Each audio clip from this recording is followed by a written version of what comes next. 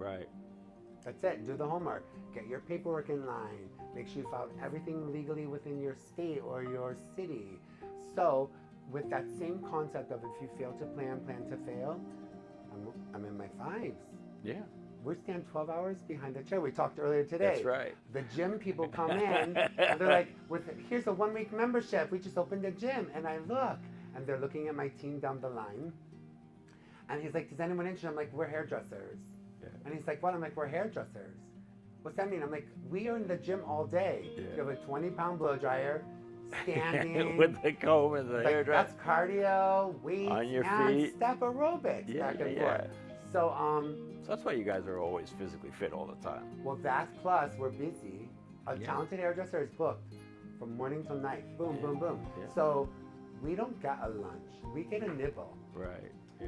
So it's not unusual for us to go, mix your color and take a bite of our pizza or our bagel and then pay. Then we're gonna take another bite in an hour. So we just nibble. But the fail to plan, plan to fail, I'm in my fives. How many more years do you think I honestly, you even said yourself, Right. when I told you, oh, things hurt You in the gotta morning. work a little differently. And wait, yes. Yeah. So how many more years do I really honestly, being true to myself, think I can stand? I mean, I've been standing 12 hours a day for 40 years. Right. Yeah. Well, then you have to work differently. Right. That's So, what. Yeah. You build your team, you hire them to retire with you. So the next generation will take over. I am comfortable to go teach for 2 days on the weekend. But you're going to put that next younger team leaders in charge of the salon. so they carry on Right. the.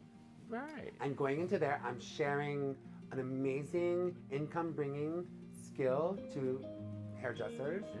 Number one. Number two, I can teach for 2 days instead of 12 hours a day behind the chair. Right. And it just is my phase out Yeah. into calmer. Yeah. And then I still substitute teach at the local beauty academy Okay, good. with my principal. So I you- love my principal. So I was going to ask you a question earlier. I mean, first of all, just in a beauty salon, if I start one, can I make money? you can. You can.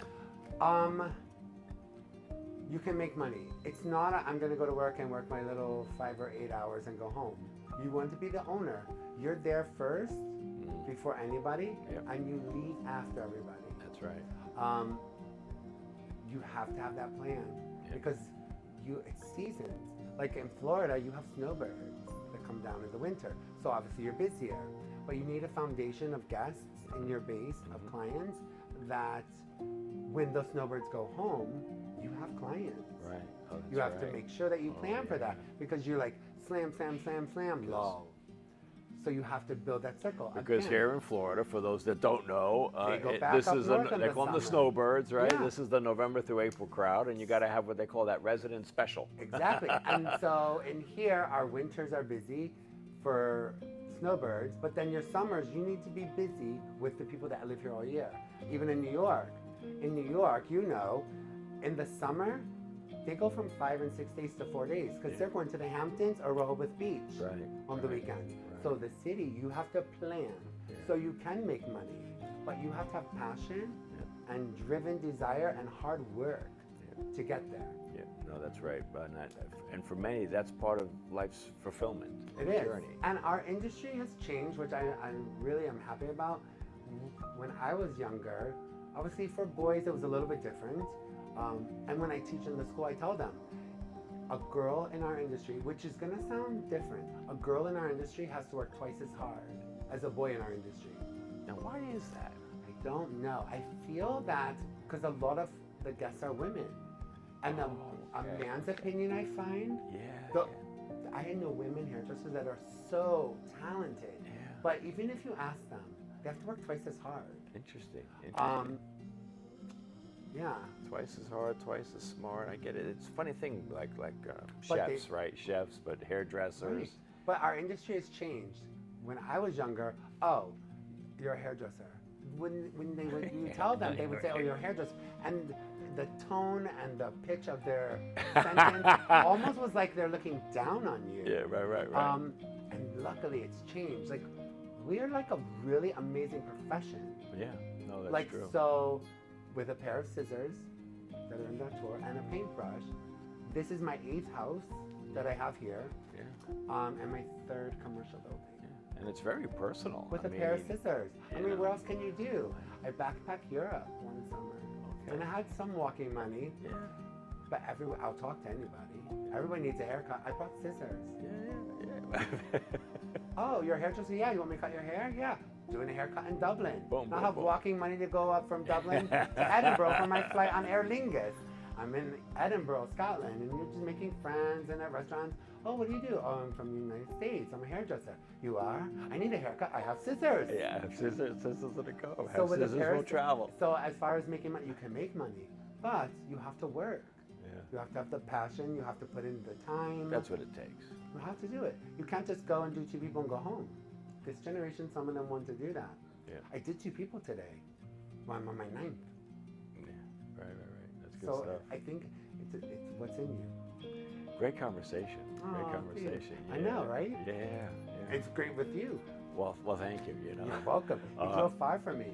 Yeah, I did. Well, it's worth it. It's worth it. You know, I just love the small business owner and the founders because they have to be everything, the general manager and psychologist, not only with everything but for themselves and overcoming the fears. And that's okay. I just love the spirit. And it's, you know, the big corporations always get all the big sexy stuff, right?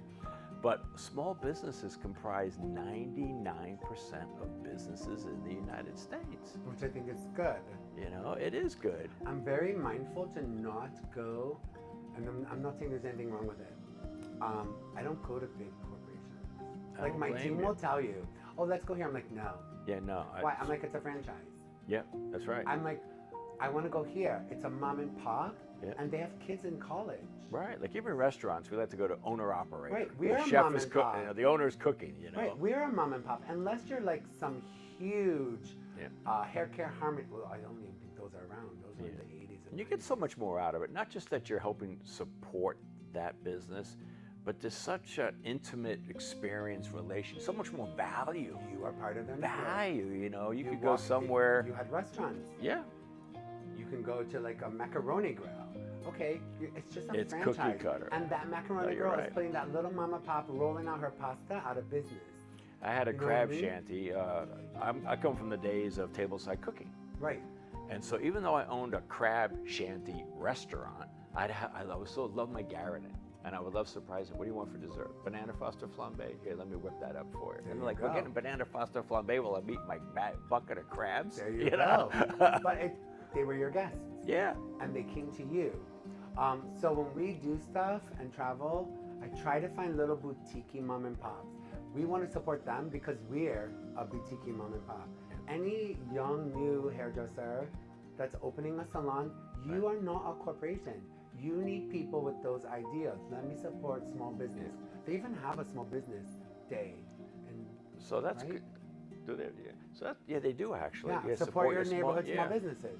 It's my But- favorite day. So what I'm hearing in there is some amazing advice too, which is like be you and be how you let it come out in your brand. You Right. don't feel like, oh, I have to be that. You can be you No, you have to be and you. serve the customer and bring it all out. And You have to be you. And whether I it's a find- glass of wine or if you prefer to serve chocolate chip cookies that are home baked, whatever is your Oh. floats your boat. You missed it. We have a guest that brings us chocolate chip cookies. Okay. Our guests bring us something all the time, and we normally have bagels over there, but it's a Tuesday. But I find no matter what business, restaurant, boats, education, online, Yep. you're going to attract like. Yeah. No, that's You right. attract people like you. So our guests, our whole team, they're diverse. I mean, you can see on the wall, very diverse and eclectic. But we all cohesive together. We have the same missions, and each of us attract like. Right. So you get a different, diverse group of clients, but they all merge together. No, that makes My sense. clients are like me. Yeah, Greg's people want to clients do are like business him. with friends. Yeah, yeah. Yes, you Oh, so that's attract like. nice. Yeah. So depending on the brand, if you want that stuffy brand, you're going to get those people. Yeah.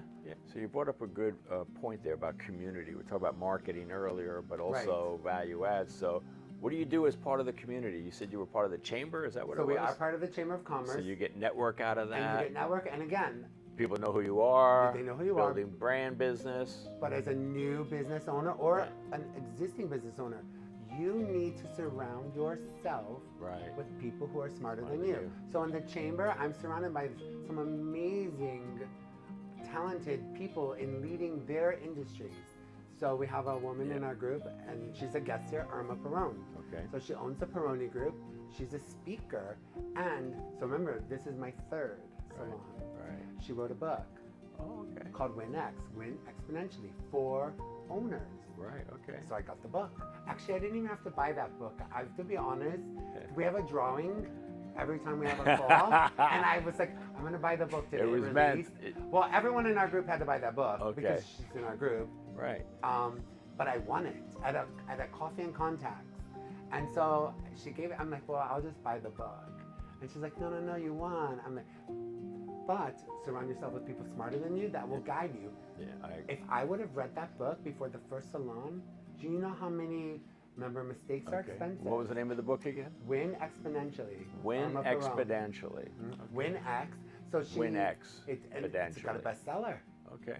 So I've read this book on flying around to teach people. Okay. And I even called her. I'm And like, was that specific for beauty salons, or was it just for businesses? businesses? So okay. I would recommend, and I'm not plugging anybody. Yeah, no, I'm it's just okay. telling We're you just from trying to my help. perspective. If you're going to start a business, any business, it's a really good jumping off point while you're doing the things earlier that we spoke of, name and registration and domain search. If I would have had that book before my first one, you learn and you make mistakes. They're expensive. I could have probably, being honest with myself, cut out 50% of I should have done this if I would have had that book first. So it was received so well within the business community.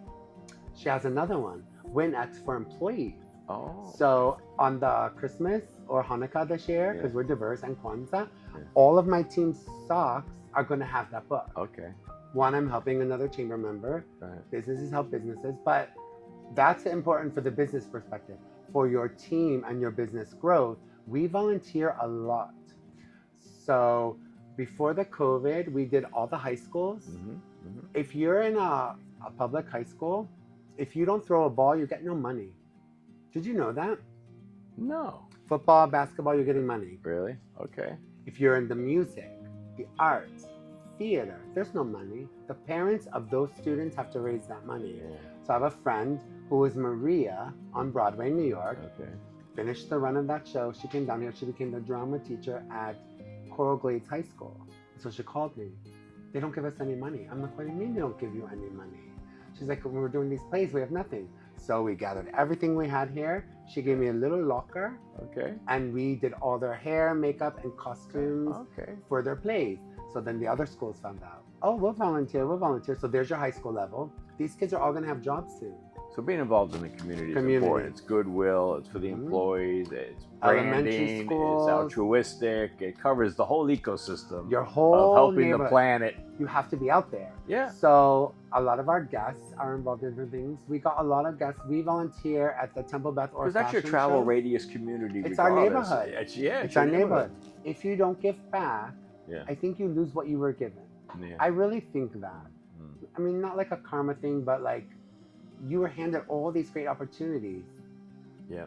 Give back to someone else with that opportunity. Yeah. So we do. We do a lot of volunteer in our community. And that is true. And The it more built you, our the whole more team. you give, comes back. if I want to make $10, I give somebody $5, and I give back 10. Then I give a 10, I get back a 20. So I just keep on giving, and I can't help that I keep on getting. You know? That's exactly how it should be. I really think that's how it should go. Sort of like the harder I work, the luckier I get. And as a new business, you're building your business in that community. Yeah. Everyone knows your name. It's like cheers. Yeah, it's good organic market. My wife was a realtor. She never took out one bus bench ad, one mail, or one nothing. She just I've never done that. Put herself Word of out mouth. there. Just put herself Word of out mouth. there. Now we do reward our guests, and so if you're opening a salon or a new building or something, there are ways to compensate. I never discount. We're not going to discount ourselves because you're going to build coupon shoppers.